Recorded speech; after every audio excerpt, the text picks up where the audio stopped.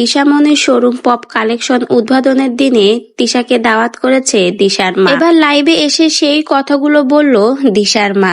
দিশার মা এটাও জানিয়েছে রানিয়ার মা আখির সাথে তার সম্পর্ক খুবই ভালো, এমনকি 3 দিন আগেও তার সাথে তার ফোনে কথা হয়েছে, এমনকি শোরুম উদ্বোধনের দিনে তাকে আসতে বলেছিল, কিন্তু তার ব্যস্ততার জন্য সে আসতে পারেনি। অন্যদিকে আয়াসের মায়ের সাথেও তার সম্পর্ক ভালো, তার সাথে একদিন দেখা হয়েছিল, কথা হয়েছিল। আমার কোনো আখির সাথেই কোনো ঝামেলা নেই এবং আমি কাউকে দেখানোর জন্য কিছুই করিনি। ঠিক এইভাবে লাইভে এসে দুই আখি এবং তিশাকে নিয়ে শেষমেশ মুখ খুলল দিশার মা।